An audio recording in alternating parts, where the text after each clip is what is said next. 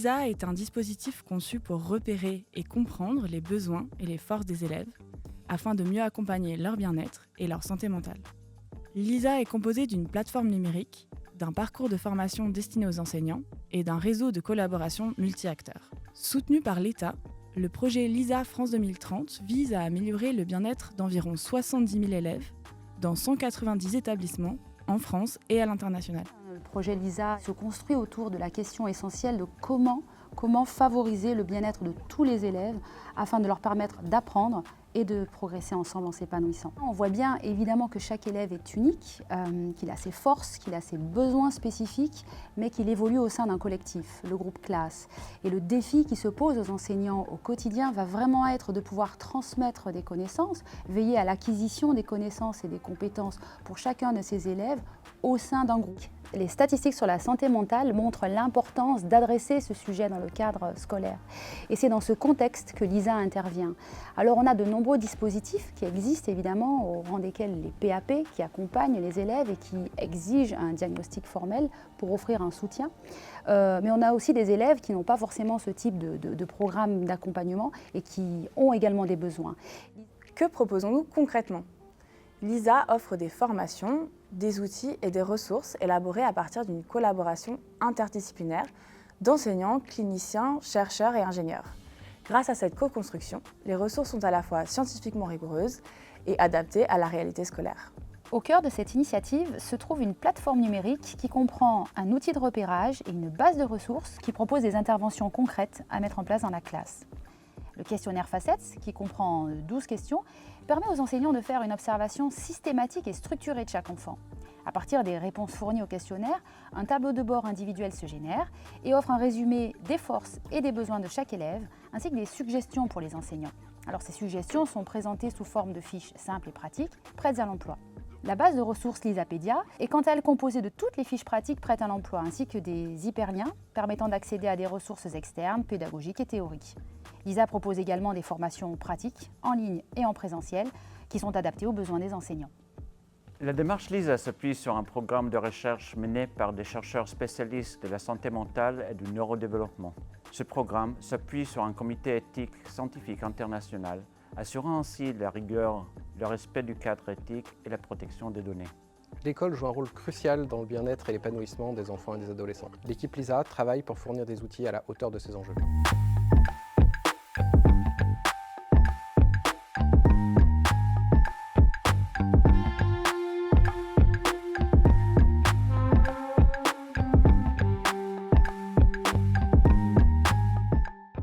Bonsoir à toutes et tous. Je vous propose qu'on commence ce webinaire. Merci à celles et ceux qui ont pu se rendre présents. Et donc, sans plus tarder, nous avons le plaisir d'accueillir aujourd'hui Fabienne Hoge, l'Espagnole, sur la thématique hop, de l'estime de soi et des situations d'apprentissage.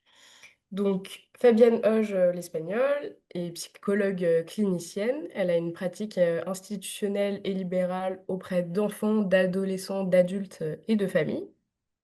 Elle associe des approches de théorie développementale et psychanalytique et qui se sont enrichies notamment au travers de son expérience et d'une élaboration interdisciplinaire au sein de services de pédopsychiatrie. Et c'est justement, au sein de ce service, avec, les enseignants spécialisés, qu'elle a pu effectuer un croisement des regards au quotidien sur les enfants qui étaient pris en soin et qui vivaient également au quotidien, des situations d'apprentissage dans le cadre de leur scolarisation. Et c'est justement de ça que s'est nourrie sa réflexion et son travail approfondi, sur la question, de l'estime de soi et de l'apprentissage, comme vous l'avez compris. Et donc, sans plus tarder, je laisse, Fabienne nous présenter, ce sujet. Donc, je vous remercie pour votre invitation. Alors effectivement, j'ai été sollicitée parce que j'ai travaillé dans un service de pédopsychiatrie qui s'appelle la Fondation Vallée, dans lequel sont pris en soin des enfants qui sont présentent des troubles sévères du développement et qui sont hospitalisés pour certains en internat de semaine. Dans le lieu où je travaillais, c'était le cas. Et donc, une équipe pluridisciplinaire, interdisciplinaire, prenait soin d'eux avec différents aspects éducatifs, thérapeutiques, avec tout le quotidien. Et à la Fondation Vallée, on avait la chance d'avoir une unité d'enseignement avec des enseignants spécialisés qui étaient là et qui scolarisaient les élèves en fonction de leurs possibilités, dans un nouage très précis de ce qui était possible en fonction des possibilités et des besoins de ces enfants. Dans ce cadre-là, une des enseignantes, Adriana Nicoletti, avec qui je travaillais au quotidien, un jour m'a sollicité pour venir parler de l'estime de soi, en se disant que c'était un sujet très important pour les enfants que nous avions à ce moment-là ensemble. Et qui, suite à cette présentation, donc j'ai échangé avec elle et avec les collègues enseignants sur cette question, je leur ai fait une présentation. Et ensuite, elle m'a sollicité pour écrire un article à ce propos. Donc c'est comme ça que j'ai été plus particulièrement, je me suis centrée plus sur cette question et c'est dans ce cadre-là que vous m'avez ensuite sollicité pour parler de l'estime de soi et des situations d'apprentissage aujourd'hui dans ce webinaire. Alors, pourquoi c'est important cette question? On sait qu'aujourd'hui, donc la santé mentale, hein, c'est quand même une grande cause nationale normalement 2025, c'est bien ça le projet, et l'estime de soi fait vraiment partie des axes importants par rapport à la santé mentale. Ce qui est important d'avoir en tête, c'est que l'estime de soi se construit progressivement, hein, on ne naît pas avec une estime de soi, et que le développement est un processus dynamique et continu. Tout au fil de la vie, bien sûr, l'estime de soi évolue et rien n'est figé et heureusement, ça laisse un peu de marge de manœuvre. L'objectif là, c'est de vous donner quelques axes de réflexion pour mieux comprendre ce que c'est que l'estime de soi, comment elle se construit et puis quels sont les outils un peu pratiques qu'on peut penser dans les classes et à la maison, puisque je crois qu'il y a des enseignants et puis des parents qui sont aujourd'hui, qui suivent ce webinaire. Alors, juste pour vous représenter un petit peu les choses, quand vous pensez à un enfant qui a une bonne estime de lui, je pense que vous avez tous en tête là un enfant, et on lui propose une tâche un peu complexe, quelque chose qui est un peu plus difficile que ce qu'il fait habituellement. On imagine bien qu'un enfant comme ça a la capacité de se montrer plutôt persévérant, il va essayer, même s'il n'y arrive pas, il recommence, il y a quelque chose d'une envie et de cette idée que lui se dit « je vais y arriver » et il se lance.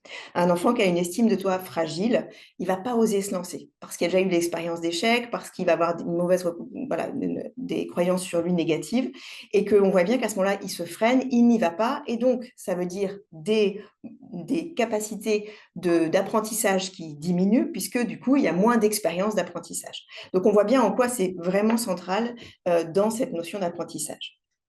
Alors, on va commencer par une petite définition de ce que c'est que l'estime de soi.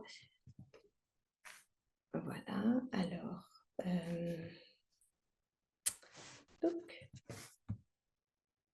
Voilà. Donc, l'estime de soi renvoie au jugement global, positif ou négatif, qu'une personne a d'elle-même.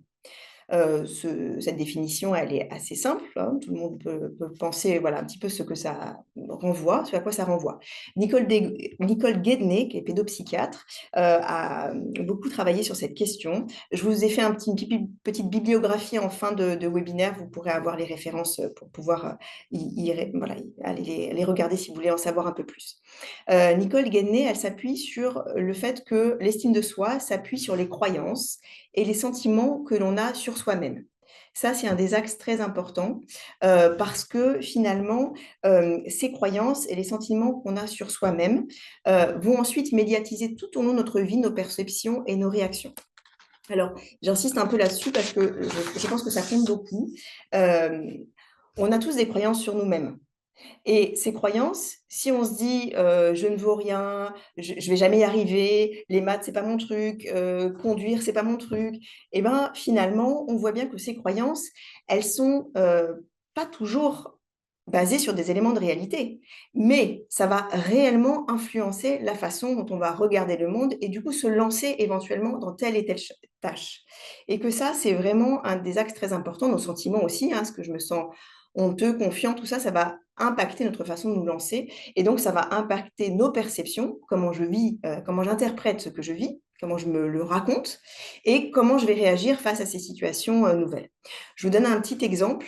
On sait que au collège, les filles et les garçons, on sait que les filles et les garçons ne se perçoivent pas, n'ont pas les mêmes croyances sur eux-mêmes. Et en particulier, il y a une étude qui montrait que les filles, en général, de façon statistique, quand elles ont 13, on va dire, en maths, elles vont se considérer comme n'étant pas de bonnes élèves. Et donc, elles vont arriver face à la tâche avec cette idée qu'elles ne sont pas très bonnes, elles ne vont pas trop oser se lancer. Et globalement, puisqu'elles vont moins se lancer, elles vont moins réussir et du coup, se retrouver aussi en situation où possiblement moins apprendre et progresser et devenir compétentes. Les garçons, quand ils ont 13, plus généralement, ils se disent qu'ils sont plutôt bons élèves. Et du coup, leur estime de soi dans ce domaine-là est plus solide. Et donc, ils vont plus se projeter sur le fait qu'ils vont réussir l'examen, mais aussi le contrôle, mais aussi possiblement se projeter dans des carrières scientifiques. Et on sait bien que d'ailleurs, c'est un des grands axes compliqués sur nos petites filles et nos jeunes filles qui ont plus de mal à se lancer dans ces carrières-là. Donc, ces croyances qu'on a sur soi, ces sentiments qu'on a, sont vraiment extrêmement importants dans la façon dont on se projette dans le monde. Et c'est pour ça que cette estime de soi, elle est vraiment essentielle pour réfléchir au lien avec les apprentissages. Alors, je vais vous parler un petit peu de la construction de l'estime de soi pour qu'on puisse ensuite voir quels sont les outils pour avancer là-dessus. Je vais vous parler un petit peu de deux axes importants. Le sentiment d'avoir de la valeur pour autrui. Cette estime de soi, elle se base d'abord sur ça. Et je vais vous l'expliquer à travers quelques théories psychanalytiques et théories de l'attachement. Et puis aussi sur un autre axe qui est, à mon avis, assez essentiel, en particulier dans les situations d'apprentissage, qui est le sentiment d'efficacité personnelle. Alors, sur le plan des théories psychanalytiques, donc il y a Freud, bien sûr, on commence toujours par lui, qui a parlé du narcissisme. Alors aujourd'hui, on parle de personnalité narcissique, etc. Pour Freud, c'est une étape normale de développement, le narcissisme. C'est vraiment l'amour que l'individu porte à son propre moi, et ce, dès la naissance. C'est comme ça qu'il se construit au départ. Et Freud explique ensuite cet investissement, ce qu'il appelle cette libido, elle va ensuite être investie sur les objets externes. Alors, quand Freud parle d'objets externes, en fait, ce sont les personnes, les objets aussi, mais globalement, il va d'abord s'investir lui, son moi, puis les autres, et le lien avec l'autre. Et il va y avoir tout un système d'introjection, de projection, qui font qu'il va intérioriser quelque chose de ce lien à l'autre. Et c'est ce qui permet de se dire que quelque part, le bébé peut s'aimer lui-même par la suite en grandissant comme il a été aimé. C'est forcément un des axes très importants.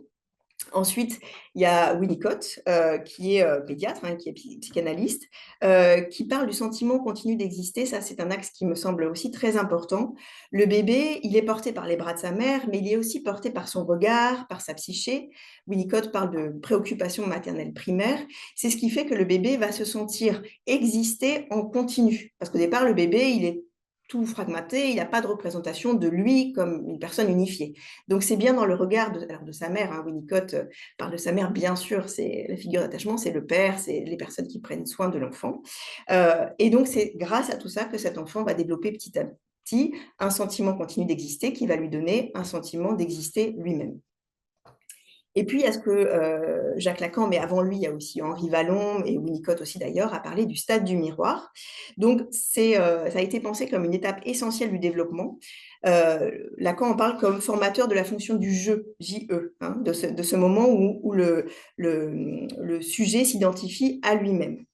Donc, l'idée du stade du miroir, c'est le moment où c'est cette image du corps qui donnera à l'enfant l'idée de l'unité de sa personne, sur le plan physique, mais aussi sur le plan psychique. Et c'est pour ça que c'est très important sur la question de l'estime de soi. C'est le moment où l'enfant, alors bien sûr, c'est le moment où l'enfant se reconnaît, il y a plein d'étapes avant. En général, au cours de la 2e année, l'enfant, au départ, interagit avec ce miroir comme s'il y avait un copain en face, et puis il embrasse, etc. Puis à un moment donné, il va être un peu gêné, quelquefois, un peu comme s'il sentait qu'il y avait quelque chose. Et petit à petit, il va se reconnaître, et surtout, vous avez peut-être déjà expérimenté ça, un bébé sur vos genoux, face à un miroir. Tout d'un coup, un jour, le bébé se retourne et vous regarde, puis regarde de nouveau le miroir, il vous reconnaît dans le miroir, et du coup, ça l'aide à se représenter que ce bébé qui est là, c'est bien lui, et que du coup, ça l'aide à se représenter comme étant une personne unifiée, existante. Et bien sûr, le bébé se regarde, les parents le regardent se regarder, et on voit bien que aussi dans ce regard des parents, sur le fait que ce bébé soit digne d'être aimé, être un beau bébé bien gratifiant, ça apporte beaucoup de choses sur la façon dont le bébé va se regarder ensuite. Ça, c'est pour aller un petit peu rapidement, hein, on a quelques minutes, mais juste pour vous donner quelques aspects de ces théories psychanalytiques. Et maintenant, je vais vous parler un petit peu des théories de l'attachement, hein. C'est John Bowlby qui en a beaucoup parlé, qui est psychiatre. Il y a aussi Mary Ainsworth, qui est psychologue et qui en a beaucoup parlé. C'est une théorie qui est très intéressante aussi pour comprendre ces questions d'estime de soi. Donc,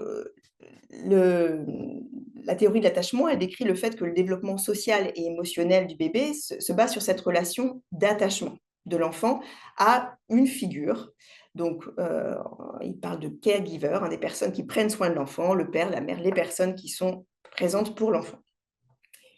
Le bébé a besoin de 2 éléments essentiels. Il a besoin de proximité. Bien sûr, il a besoin d'avoir la possibilité de venir chercher l'attention de cette figure d'attachement, mais il a aussi beaucoup besoin d'explorer l'environnement. Et c'est un des axes sur lequel je veux vraiment insister parce que je trouve que c'est assez essentiel, et en particulier sur les questions de curiosité intellectuelle et donc d'apprentissage.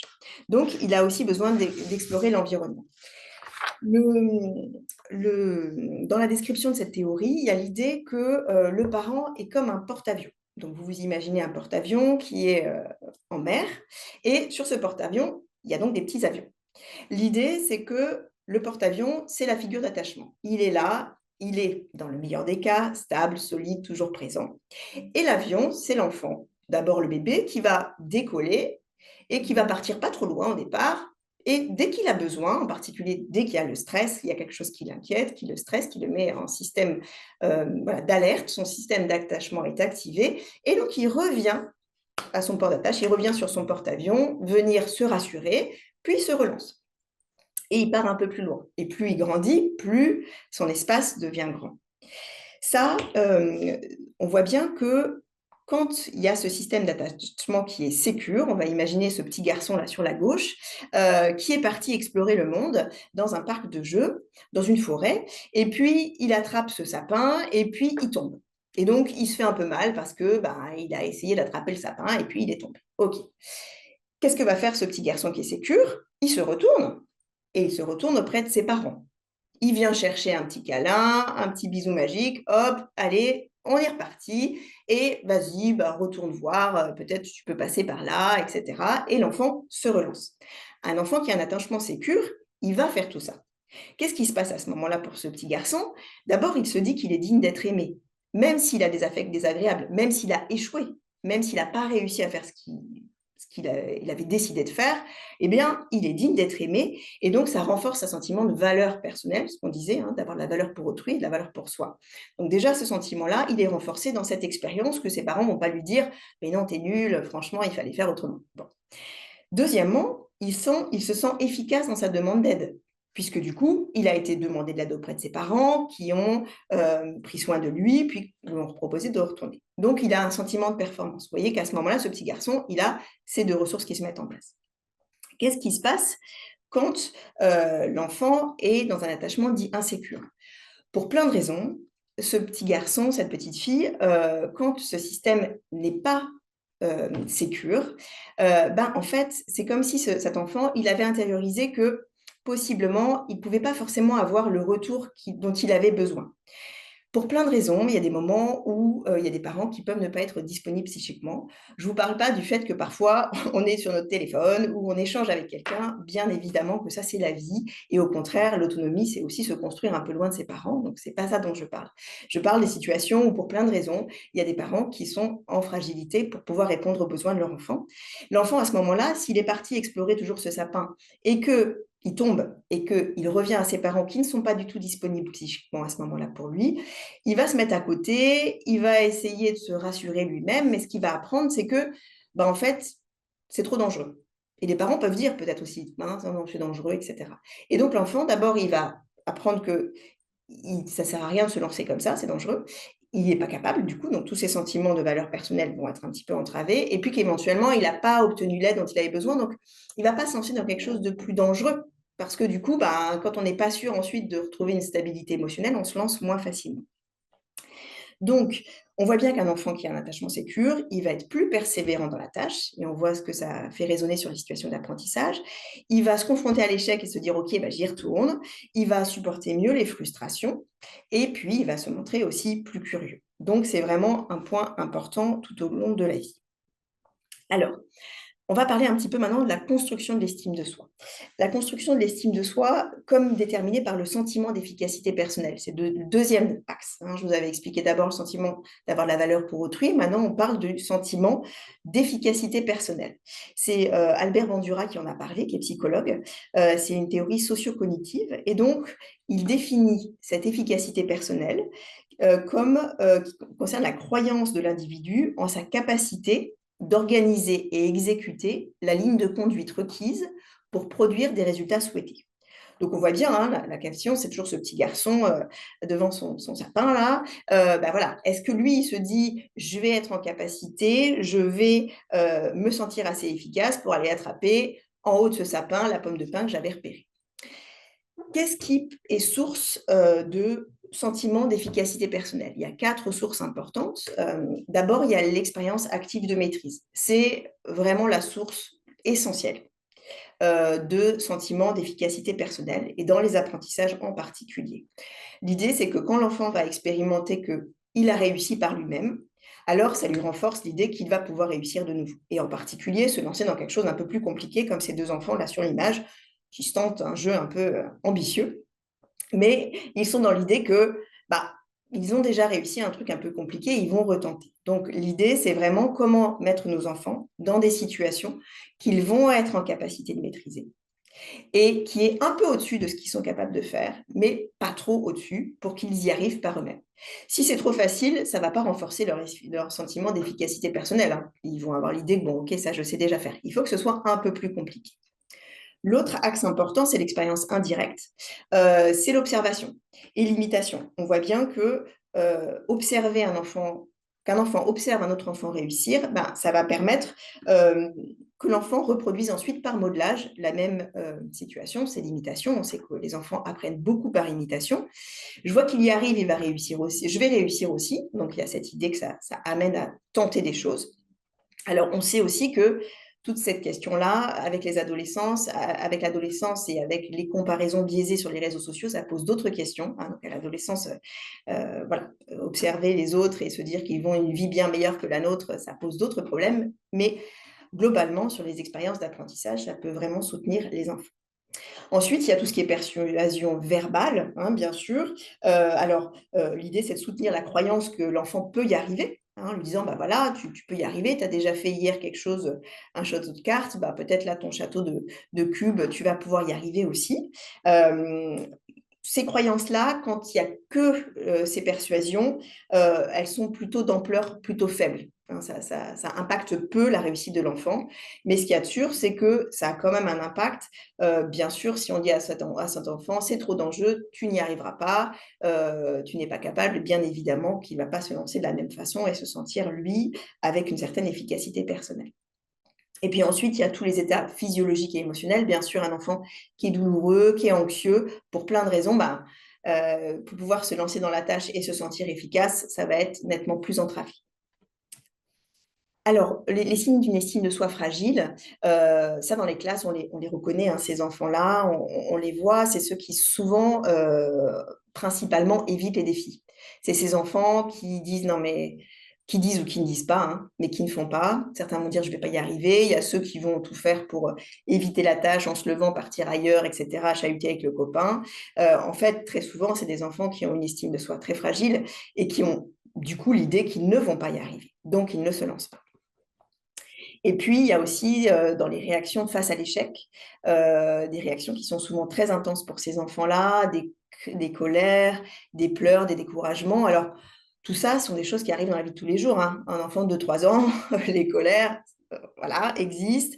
Les pleurs, les découragements, ça arrive à tout le monde et à nous tous. Ça ne veut pas dire qu'on ait une estime de soi fragile pour autant, mais on voit bien que statistiquement, chez ces enfants-là, ces réactions, elles sont souvent plus intenses et à des âges où habituellement, il y a d'autres ressources pour s'apaiser.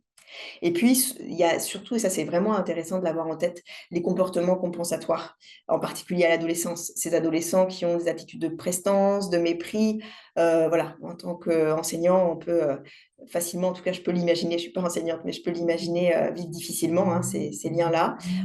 En réalité, si on se dit que ces enfants-là, ils sont avec une estime, ou adolescents, avec une estime de soi fragile et qu'ils essayent de trouver des ressources pour ne pas se sentir pris de façon trop douloureuse parce qu'ils n'arrivent pas à faire, on peut éventuellement entendre un peu différemment ces réactions. Et puis, il y a le lien à l'adulte. C'est ces enfants qui sont dans une dépendance excessive à l'approbation des adultes.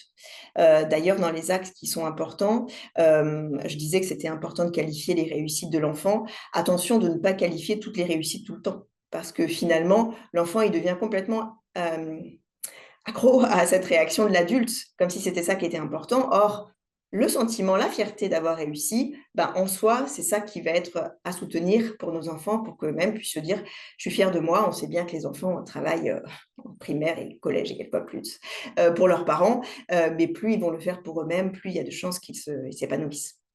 Et puis, dans ces liens à l'adulte, il y a les difficultés à accepter les remarques de ces profils des enfants qui ont ces attitudes de mépris, de prestance.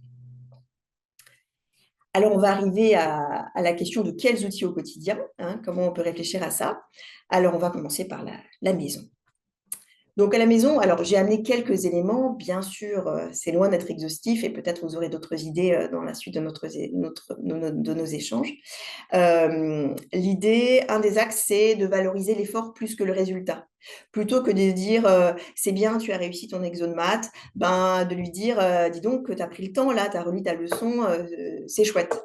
De dire tu as choisi plein de couleurs différentes pour faire ce dessin, tu as eu plein d'idées, plutôt que c'est beau. Cette idée qu'on valorise vraiment les ressources de l'enfant plutôt que le résultat. Il y a aussi autoriser l'erreur. Ça, c'est un axe qui est très intéressant. Je l'ai mis sur la slide après. Il y a un livre de Charles Pépin qui s'appelle « Les vertus de l'échec ». Charles Pépin qui est philosophe, que j'ai lu et que j'ai trouvé vraiment très intéressant, et en particulier en quoi l'estime de l'erreur n'est pas du tout valorisée dans notre système français, ce qui n'est pas du tout le cas aux États-Unis. Aux États-Unis, plus un entrepreneur échoue vite, plus c'est le signe qu'il va réussir ensuite, parce qu'il s'est confronté au réel et qu'il va réussir ensuite. En France, et donc aux États-Unis, c'est des entrepreneurs qui arrivent plus facilement à avoir des subventions, enfin des financements, alors qu'en France, si on échoue, on est sur la liste de ceux qui ont échoué, l'entreprise a mis la clé sous la porte, et du coup, c'est plus dur d'avoir des financements. Et on voit qu'à l'école, c'est pareil, ce qui va être valorisé aux États-Unis ne l'est pas toujours en France. Donc, montrer aussi qu'on apprend de ses erreurs nous-mêmes, c'est-à-dire au quotidien, j'ai pas mis la levure dans ce gâteau, oups, mince, ah bah oui, effectivement, il est tout plat. Bon, ça va quand même être bon, mais ça va être moins bien, mais la prochaine fois, on pourra se souvenir qu'il ne faut pas oublier la levure et qu'il faut bien regarder d'abord tous les ingrédients pour se lancer. Donc, autoriser l'erreur, c'est aussi nous-mêmes pouvoir parler de nos erreurs comme des façons qu'on a d'apprendre et de progresser à partir de cette erreur. C'est pas juste se dire j'ai fait une erreur et tant pis, mais c'est de se dire cette erreur, elle m'est utile. On a aussi l'idée de favoriser les jeux coopératifs. Alors, j'ai mis le jeu du verger que j'aime bien. L'idée des jeux coopératifs, je ne sais pas si vous connaissez, je pense que vous connaissez, c'est l'idée qu'on joue ensemble contre un personnage, là en particulier contre ce corbeau qui veut manger tous les fruits, et donc il faut qu'ensemble on attrape tous les fruits avant le corbeau. L'idée de ce travail, de ce jeu coopératif, c'est qu'on valorise les compétences de chacun. On n'est pas dans l'idée qu'il faut réussir. L'idée, c'est pas de gagner. L'idée, c'est de construire ensemble, de réfléchir ensemble et de mettre en œuvre nos compétences. Il peut y avoir des rituels de confiance, ça dépend de chaque famille, de chaque façon de faire, mais voilà, prendre le temps de réfléchir à ce sur quoi on a été performant, qu'est-ce qu'on a bien aimé faire, qu'est-ce qui était chouette dans la journée, qu'est-ce qu'on a réussi. C'est aussi soutenir le fait que c'est aussi une démarche. Notre cerveau, il est plutôt fait d'abord pour regarder ce qui ne va pas. Et ça, depuis les hommes préhistoriques, ça évite des dangers, on se méfie, on regarde les choses pour ne pas se mettre en danger. Mais notre cerveau, il peut être aussi accompagné, on peut accompagner nos pensées pour aller vers des choses plus favorables, et ça, notre cerveau, il s'entraîne aussi à ça. Et si on s'entraîne à se dire, mais au fait, qu'est-ce que j'ai fait d'intéressant aujourd'hui, qu'est-ce que j'ai plutôt bien réussi, on aide notre croyance sur nous-mêmes, on valorise, et donc ça soutient notre estime de nous, et donc le lendemain, quand on va se lancer, on aura un peu plus de tranquillité émotionnelle. Enfin, je voulais insister sur les jeux risqués. Ça, c'est un des axes que je trouve aussi très intéressant. Il y a des auteurs québécois, pédiatres, qui ont fait une étude à ce propos l'année dernière. Il y a aussi la référence dans la bibliographie sur le fait que nos enfants, aujourd'hui, sont très souvent surprotégés. C'est des enfants qui ne sortent plus, ou alors au parc où tout est calfeutré, pour éviter les chutes et éviter les problèmes. Et que ces enfants-là, ils n'expérimentent pas les situations à risque.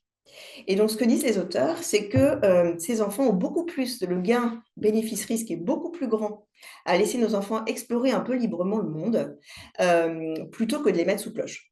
Et en particulier, donner l'exemple d'enfants d'une dizaine d'années qui sont face à un arbre. Bah, si les parents disent «Ah, non, c'est dangereux, tu n'y vas pas», etc., l'enfant, il va intérioriser «je ne suis pas capable, je ne sais pas faire, je ne peux pas y aller». Si dans cette étude, il explique, si les parents laissent l'enfant expérimenter cette montée d'arbre, en particulier, il est avec des copains, il va apprendre plein de choses. Il va apprendre le lien à l'autre, écouter le copain qui dit «Oula, t'es sûr que tu montes aussi haut? Parce que quand même, là, ça devient très, très haut». Écouter lui qui se dit «Si, si, je le sens», et puis se rend compte par lui-même que quand même, là, c'est très, très haut et qu'il a le vertige, et de lui-même de se dire «Bon, ok, je redescends». Il va avoir appris beaucoup de choses dans ce lien à l'autre et dans ses capacités à lui. À ce moment-là, il peut tomber, il peut se casser le bras, c'est vrai. Mais ce que disaient ces pédiatres, qui sont médecins, c'est que le bénéfice est quand même beaucoup plus grand pour l'enfant d'avoir appris tout ça, plutôt que d'avoir le bras pas cassé. Et que c'est un des points intéressants. Voilà. Alors, on va avancer un petit peu. Donc, sur ce qui peut se passer à la maison. Alors, encore une fois, je ne suis pas enseignante, donc on verra s'il y a des enseignants qui ont des idées et qui pourront nous les amener. Mais il y a des choses qu'on peut retrouver par rapport à ce qu'on vient de se dire sur ce que c'est que l'estime de soi. D'abord, les feedbacks positifs et spécifiques. L'idée, c'est toujours de comment on valorise les efforts, les progrès, plus que le résultat. Ça, c'est un des axes dont je parlais tout à l'heure. Et puis aussi, et ça, je trouvais que c'était quelque chose d'intéressant, dire explicitement ce qui est réussi. En pensant à ce webinaire, j'ai eu le souvenir de mes profs de français en troisième, qui un jour me dit, j'avais fait une réponse pertinente sur un implicite dans un texte, et me dit: «Ah bah oui, mais ça, j'avais déjà repéré que tu avais tout à fait des bonnes capacités pour repérer ce qui était implicite voilà, dans les textes qu'on lisait». Et c'est une phrase qui m'est restée quand même quelques années après, et on pouvait se dire, voilà, au lieu de dire «c'est bien», il y a quelque chose qui est valorisé, et moi j'ai intériorisé que ça j'étais capable, et que même si mon orthographe n'était loin d'être fantastique, j'avais d'autres points en français que je pouvais mettre en valeur. Donc, réussi, c'est pas la même chose de dire «c'est bien» ou de dire «tu as des bonnes compétences dans tel domaine».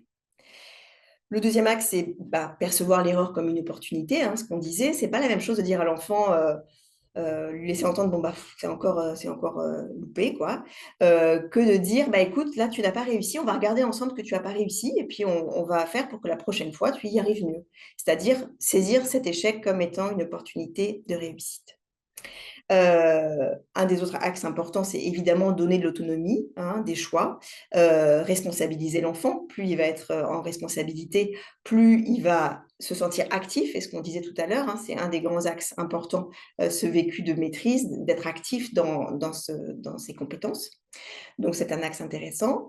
Un autre point important, c'est adapter les défis. Ça, c'est un point qui a été développé en particulier par Vygotsky, qui appelle la zone proximale de développement, c'est-à-dire cette zone, juste la petite marche au-dessus, qui fait que l'enfant a une réussite, et que si on lui propose la petite marche au-dessus, il va y arriver, parce qu'en fait, il va mettre en œuvre ses compétences, et que comme c'est juste un petit peu au-dessus, il peut y arriver. Et ce qu'on remarque, c'est que les enfants qui ont une estime de soi fragile, en fait, la marche, elle va être toute petite. Et qu'il faut accepter que nos enfants, et en particulier voilà, les élèves, certains, ils vont avoir une marche toute petite. C'est-à-dire qu'il faut leur proposer vraiment juste la petite marche du dessus pour qu'ils y arrivent. Et puis ceux qui ont une estime de soi plus solide, la marche, elle peut être grande, voire quelquefois tout un étage. Et ça, c'est toute la qualité de l'enseignement, de pouvoir s'adapter, toute la complexité aussi, parce qu'on sait bien que tous les enfants sont différents dans une classe, aux besoins spécifiques de chacun pour qu'ils se sentent en capacité de réussir et donc renforcer leur estime d'eux-mêmes. Il y a bien sûr le travail coopératif, tout le travail d'exposé, tout le travail qui permet que chacun prenne part au travail, dans l'idéal avec un rôle valorisant. Alors on sait bien que dans les exposés, il peut y avoir aussi plein de façons de fonctionner pour éviter la tâche, voilà, ça n'enlève pas toutes ces difficultés-là, mais il y a quand même cette idée que c'est un lieu où les enfants peuvent aussi montrer leurs ressources relationnelles, d'autres compétences qui peuvent être mises en valeur par l'enseignant. Il peut y avoir aussi des rituels de valorisation dans les classes, hein. J'ai vu qu'il y avait des enseignants qui avaient des journaux de réussite, des livrets de réussite, des temps comme ça qui étaient pris pour pouvoir penser ce qui était, voilà, ce que l'élève avait bien réussi et qu'il pourra relire et s'appuyer là-dessus pour se dire qu'il a quand même bien avancé. Et puis, ce que j'ai appelé espace de créativité, j'ai quand même l'idée que c'était très vrai dans le service dans lequel je travaillais, la façon dont chacun investit une activité, quelque chose, bah, il y a du plaisir qui circule, il y a plein d'autres choses qui circulent et les enfants, ils y sont extrêmement sensibles. Et donc un enfant qui aime la pâtisserie, le jardinage, visiter un musée, faire une sortie, faire un voyage, on sait bien aussi qu'il y a d'autres liens qui circulent à ce moment-là, dans le lien avec les enfants et les enseignants, et aussi dans ce qui peut être valorisé par l'enseignant. Ce petit garçon, cette petite fille qui en maths, bah non, c'est pas son truc. Mais par contre, le jardinage, c'est la classe, il arrive très bien à dépoter les plants de fleurs, bah voilà, ça va être valorisé et ce petit garçon, il va ressortir de ce temps-là aussi avec cette idée qu'il a de la valeur dans les yeux de sa maîtresse ou de son maître et que ça va le soutenir pour la suite. Alors, je voulais terminer par cette phrase de Mario Mikulincé, qui est psychologue, que je trouve assez juste, qui pour moi est assez parlante. L'idée de tout ça, c'est de permettre à l'enfant de devenir un jour un adulte disposant d'une sécurité psychique suffisante pour éprouver la capacité à vivre l'incertitude ou les difficultés comme un défi et non comme une menace. Et je trouve que ça résume bien ce que j'avais envie de vous dire aujourd'hui.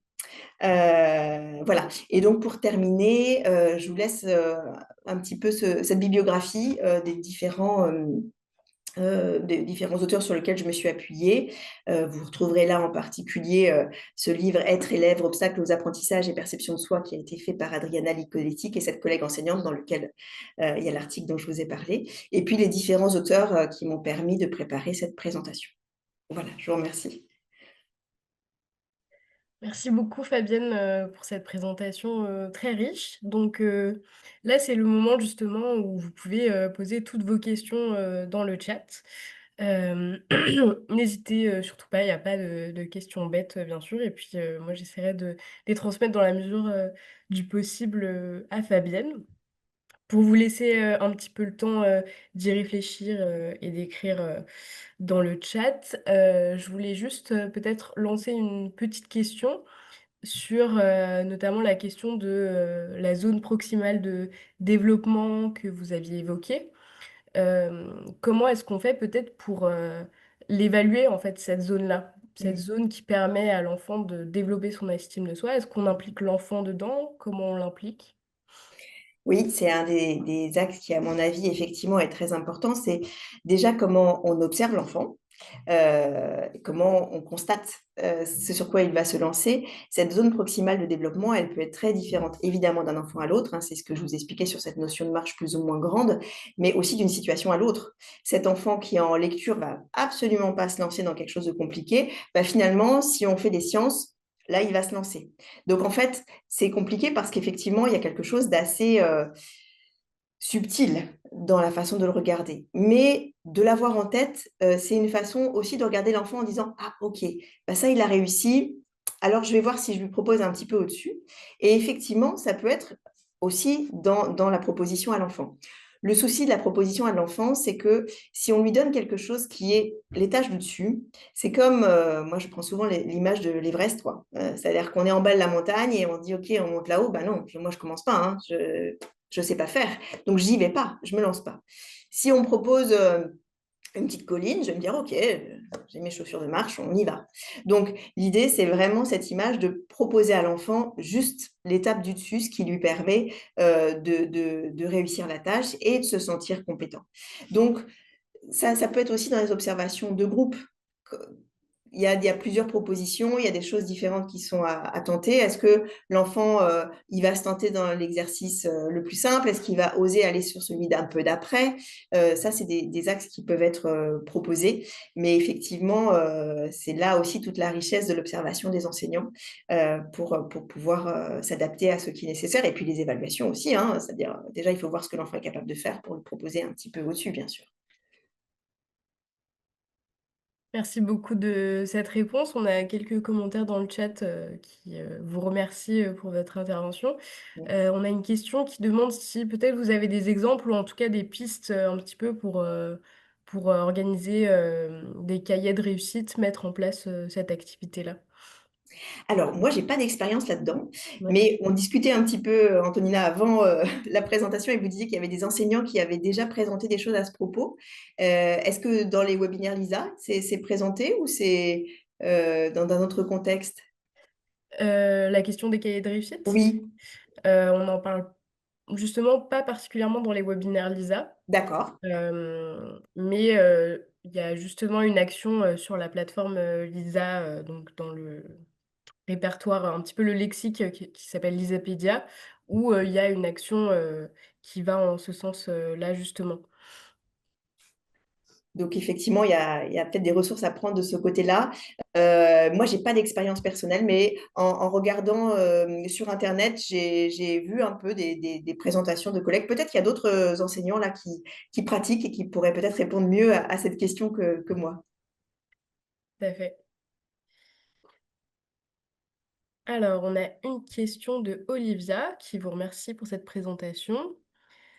Alors, en dehors de la psychologie développementale, est-ce que ça vous arrive de vous appuyer sur d'autres approches de la psychologie, sociale, cognitive, et cetera, pour évoquer les sujets liés, à l'éducation? Oui, tout à fait. Bah, Bandura, par exemple, il s'occupe de la psychologie, autour de la psychologie sociale et cognitive. L'idée, moi, je trouve que c'est intéressant d'avoir une boîte à outils assez large. Dès le début de ma formation, j'ai commencé une formation plutôt en psychologie développement, puis avec une ouverture sur toutes les orientations cliniques, psychodynamiques, psychanalytiques, parce que je trouve que c'est très riche dans la réflexion.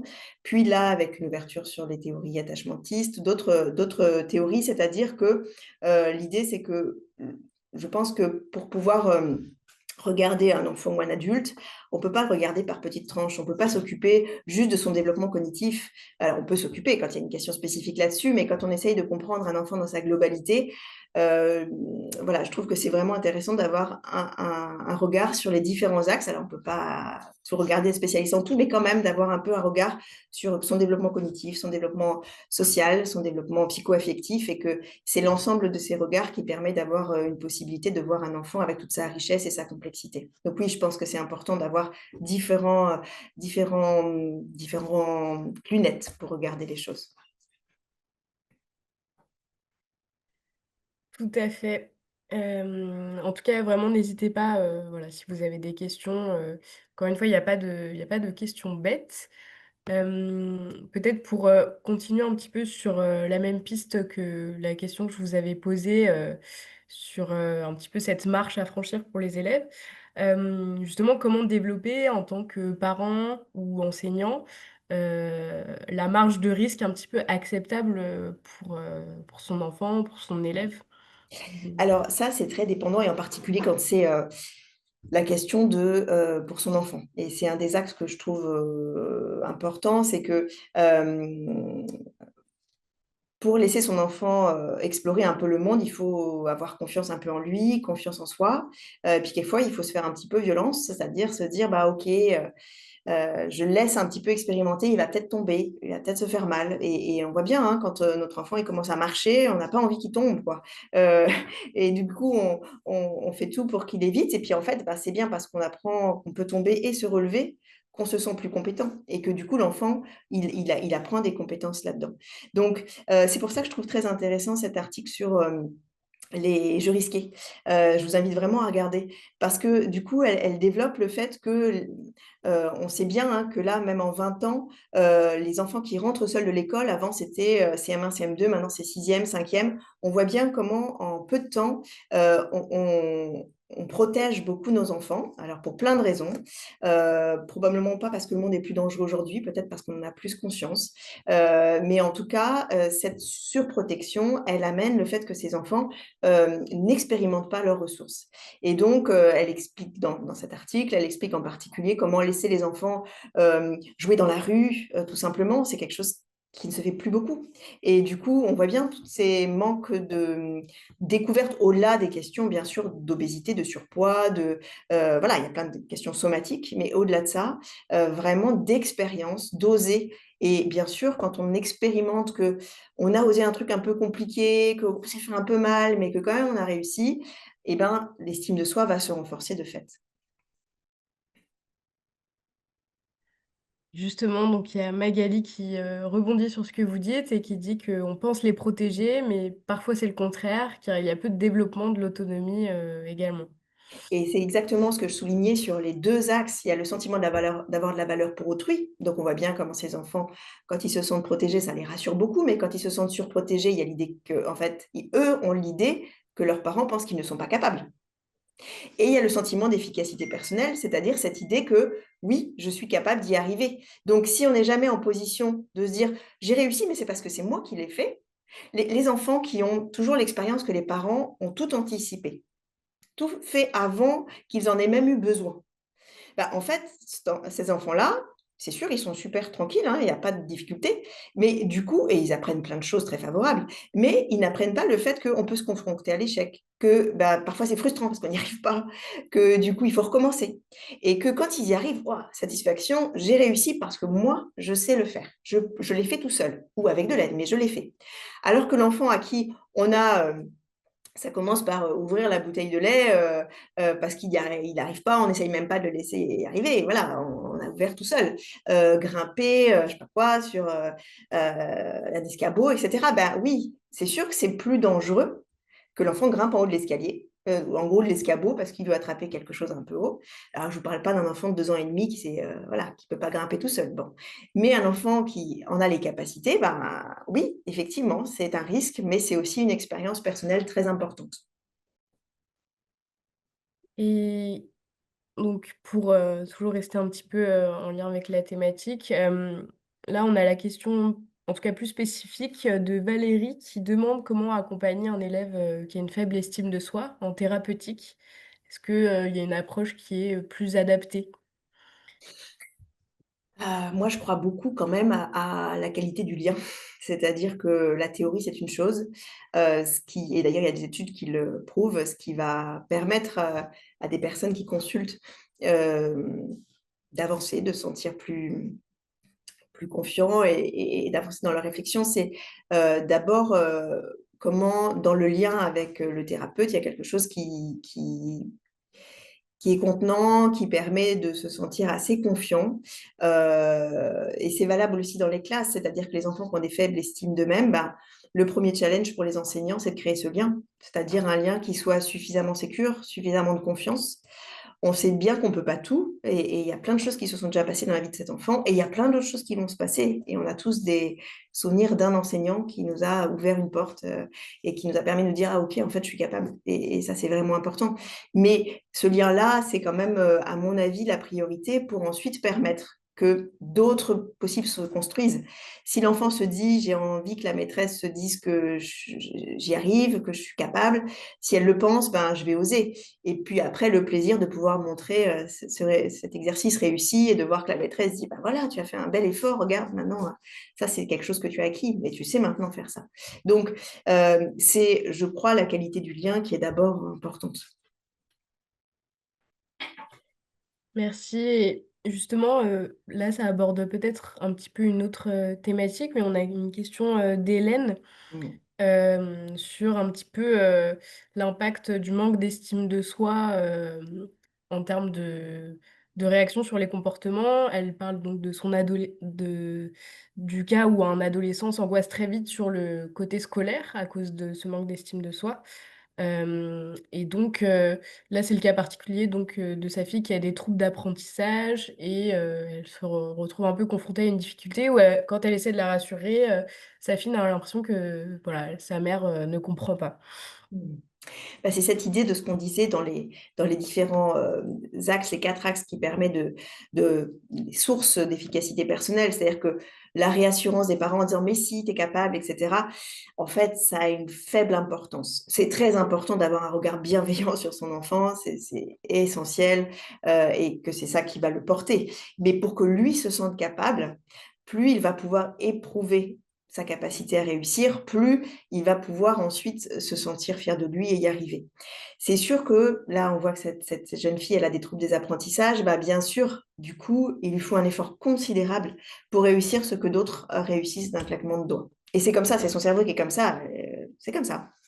Mais du coup, elle a l'expérience et elle a eu l'expérience dans sa scolarité, d'être en échec plus souvent que les autres et on voit bien comme ça complique. Peut-être ce livre de Charles Pépin là, «Les vertus de l'échec», peut être intéressant pour cette maman parce qu'effectivement, il y a aussi comment amener son enfant à percevoir que, bah, oui, on réussit pas toujours, mais c'est ça qui permet ensuite d'avancer. Ça, c'est un axe. Il y a aussi dans quelle classe est cet enfant? Il y a des études qui montrent que, contrairement à ce qu'on peut penser, des enfants il y a eu une étude sur des enfants qui, sont dans une classe Ulysse et d'autres enfants qui sont dans une classe classique, en sachant que, ils ont, des compétences globalement similaires et ce qu'on voit, c'est que l'estime de soi est meilleure pour les enfants qui sont en Ulysse que pour les autres. Alors je dis pas, ça ne présage rien de la suite et cetera, hein. Je dis pas qu'il faut l'Ulysse et que c'est la réponse à tout, hein. Mais je dis, c'est sûr que quand on est avec d'autres jeunes qui ont un niveau avec aussi des particularités, et ben, du coup, ça aide aussi ce jeune à se lancer, plus facilement parce que, bah, il voit que ses pairs aussi, galèrent un peu et puis, bah, voilà et à un moment donné, ça marche. Alors que quand on est face à des élèves qui ont tous des compétences bien meilleures que soi, c'est sûr que pour l'estime de soi, c'est plus difficile. Je vois que cette jeune, dans le chat, que cette jeune est en terminale. Oui, alors je vois que vous indiquez que les troubles ne sont pas trop importants et elle a de très bons résultats, donc ça, c'est déjà plein de bonnes choses pour elle. La terminale, c'est aussi une classe qui est, en soi anxiogène, hein, et on va pas se mentir. Le Parcoursup, en plus du bac, voilà, ce ne sont pas que du plaisir pour les parents non plus, mais pour les jeunes non plus. Et effectivement, il y a toute cette projection dans l'avenir aussi, qui a à voir avec, cette étape de développement et c'est vrai que c'est souvent plus source d'anxiété.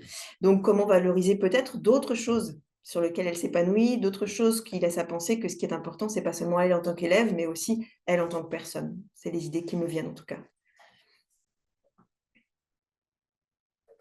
Merci beaucoup. On a aussi, un témoignage, qui peut aussi nous permettre, peut-être de clôturer, notre webinaire, donc de Charlotte qui nous parle de son établissement où ils utilisent le mur des réussites. Donc c'est un panneau d'affichage où les élèves viennent poser un post-it sur la réussite de la semaine scolaire, organisation, comportement et on a bon allez, peut-être une dernière question. Donc toujours, d'Olivia. Justement, dans le contexte scolaire où les jeunes peuvent être plus susceptibles de faire des comparaisons sociales, ascendantes ou descendantes, est-ce que vous auriez des recommandations pour limiter les risques pour, l'estime de soi? Donc à la fois pour les jeunes, les intervenants éducatifs, les parents. Ben, ce qui me vient comme ça, c'est l'idée que, plus on va permettre de valoriser le jeune en tant que personne, plus on va aussi permettre qu'il y ait autre chose qui soit valorisé que le résultat en maths, en histoire ou en français. Et que ça peut permettre que d'autres, qualités, relationnelles, humaines, créatives, sportives soient valorisées. Alors, le sport aussi, fait partie des matières, mais en tout cas, quelque chose qui a à voir avec la personne dans sa globalité et lui permettre de se sentir compétent, valorisé et ayant de la valeur aux yeux des intervenants, des autres jeunes, des parents. Et que peut-être c'est un des axes qui peut être, intéressant dans nos écoles pour permettre à nos enfants, à nos jeunes de se sentir avec une estime de soi plus forte et du coup, se sentir plus à elles-mêmes d'avancer vers l'avenir en tranquillité. Super. Merci beaucoup et merci à toutes et tous, d'avoir participé. Je vous retiens juste, quelques petites minutes, je vais arrêter votre partage Fabienne, Mmh. pour, vous proposer de nous faire un retour sur ce webinaire. J'ai également envoyé, un lien, sur le chat. Voilà, donc n'hésitez pas. Nous, ça nous permet aussi de voir comment ajuster nos thématiques et continuer de proposer des interventions de qualité comme on a eu la chance d'avoir aujourd'hui avec Fabienne. Voilà, n'hésitez pas. Également, on a déjà prévu notre prochain webinaire. Vous recevrez le lien d'inscription prochainement si vous avez consenti à recevoir les actualités des prochains webinaires, donc avec Caroline H. Et donc là, ça portera également sur la question du lien, cette fois pas avec soi, mais entre l'école et la famille plus globalement. Voilà. On a également une newsletter à laquelle vous pouvez vous abonner. Le lien est également dans le chat. N'hésitez pas, c'est une newsletter trimestrielle avec les actualités du projet et des petites billes en termes de santé mentale. En tout cas, merci à toutes et tous encore une fois. C'était un plaisir de vous accueillir, Fabienne. Mmh. Hem et je vous souhaite à toutes et tous une très bonne soirée. Voilà. Merci, au revoir. Merci beaucoup. Au revoir.